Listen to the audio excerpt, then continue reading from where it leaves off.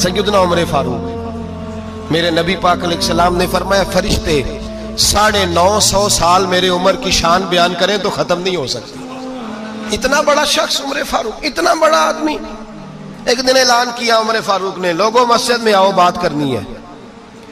अमीरुल मोमिनीन का पैगाम है, सारे मस्जिद में आ जाए।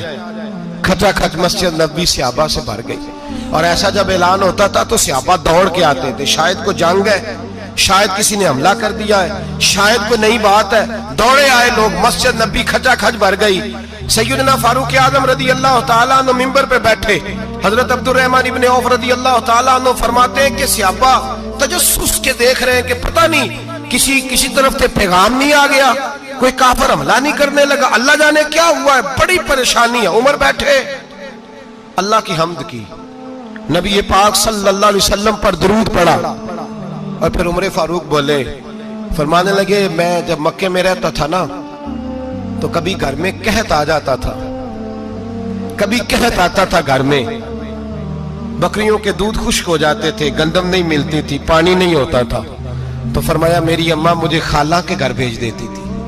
कबीला बनु मखजूम, उस कबीले में मेरी खाला की शादी हुई थी तो वो मालदार लोग थे, उनके पास ज्यादा बकरियां, ज्यादा ऊंट, ज्यादा गायें, ज्यादा खेत थे।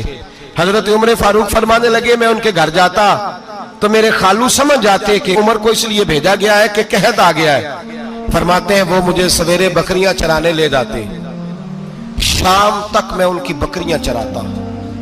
अमीरुल मोमिनीन उमर, एक तरफ मसला यह है कि कैसर व किसरा की दीवारें हिल रही हैं उमर के नारों से, और इधर उमर मिंबर पे बैठ के खुतबे दे रहे हैं। फरमाते हैं मैं बकरियां चराता, शाम तक खाला के घर जाके मजदूरी करता, और फरमाते हैं शाम होती तो एक मुट्ठी किशमिश मुझे देते वो।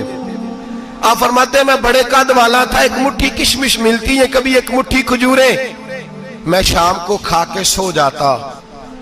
कई महीने यूं ही गुजरते तो मेरी अम्मा का पैगाम आता कि हालात सही हो गए, मेरे बेटे को भेज दो।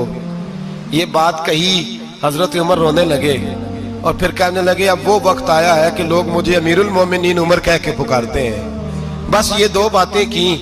उमर ने कहा चलो जोहर का वक्त हो गया, अजान पढ़ो, उठो नमाज पढ़े, उठो।